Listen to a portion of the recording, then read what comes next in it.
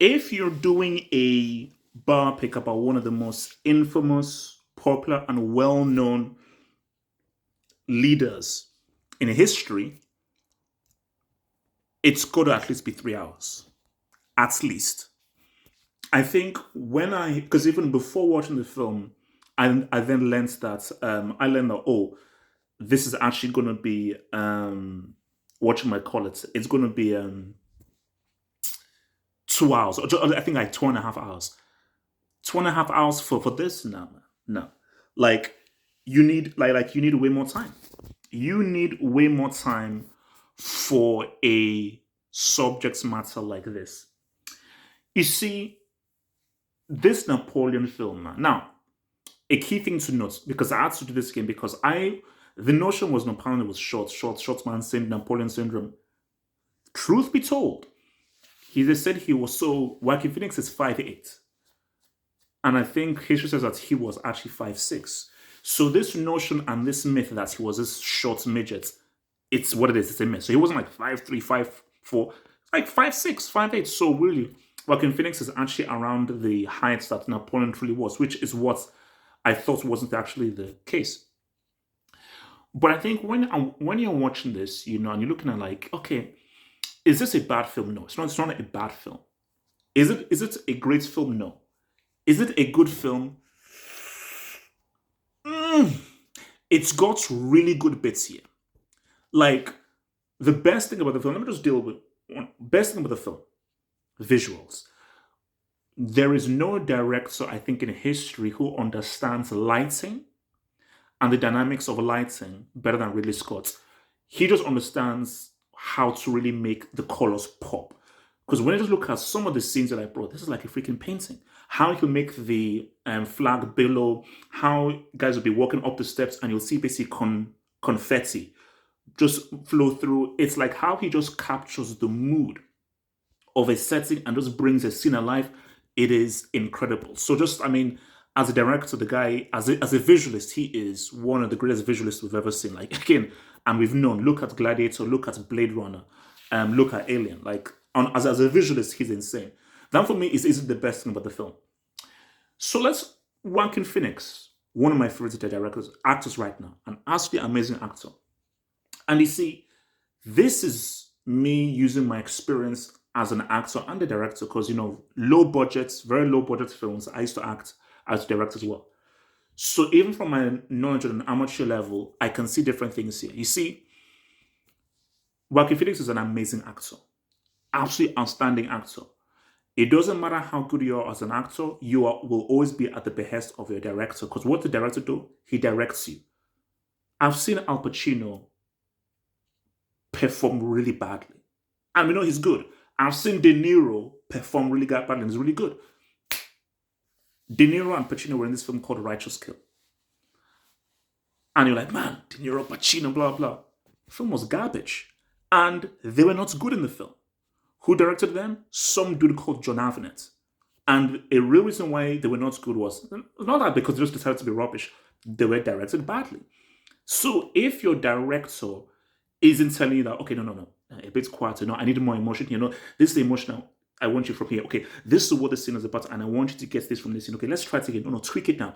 The actor is reliant on the director to really coach him through the trajectory, because the actor has an idea, but he has to work in tandem with the director.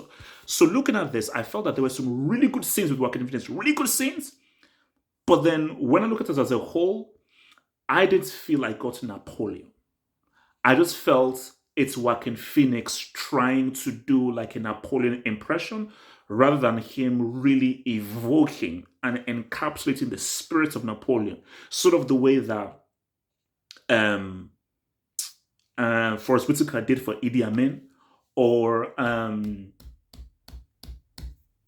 Gary Oldman, Churchill, freaking, what's it called? Daniel Day-Lewis and Lincoln. Now, let's not dispel this whole thing. People will say, and I think the big talking point would be Joaquin Phoenix and his accent. Oh my gosh, his accent was horrible. I mean, like, why didn't he have an accent like everyone else? No. For me, I ignore the accent. I'm just looking at the accent and the performance. They're French. So Don't say that, oh, why don't you have an English accent like everyone else? No. The moment people have an English accent, I turn on my suspension of disbelief because I'm a history major and I like historical accuracy. So unless everybody is speaking French or have whatever accent you want, and I'll just suspend my disbelief that, okay, they're just doing whatever. I'm not focusing on the performance. So for me, I had zero issue with Joaquin Phoenix using his accent. Like, no, why? So I'm just looking much more at his performance. And looking at his performance, it's just felt as if it really did feel like if, okay, you were encapsulating Napoleon, the character. And I didn't really feel the consistency in the performance. And that is also to do with Joaquin Phoenix. But for me, again, as an actor and from experience, it's more so about the director. Because the director is the guy he's planning everything. So he has to coach you to say, yo, no, Joaquin, no, do it this way. No, do it this way. Remember, I'm looking at the dailies and no, you need to be this way, this way, this way. No, that doesn't really work too well because this ain't freaking Ben Affleck we're dealing with or some bum or Taylor Kitsch or some bum actor. This is a guy who we know gave us Gladiator, gave us Her, gave us The Master, gave us Joker. So he's given us some outstanding performances. We know the levels that he can go to. But an actor is only as good as a script, obviously, but also the direct and the direction. So, I mean, Vanessa Kirby was good, playing Josephine. But I'm looking at the film as a whole, and the big issue with the film was it needed to be longer. It's hard to be longer because I watched a review right now, a review that I always watch, like Double Toasted, and I agree with a lot of stuff that the Double Toasted guy said. But what I disagreed with, because I think Corey said, oh, no, it should have just been 2 hours. No, this needed to be longer. It needed to be 3 hours because it just felt as if you're just going, okay, this. No. These are major moments in French history.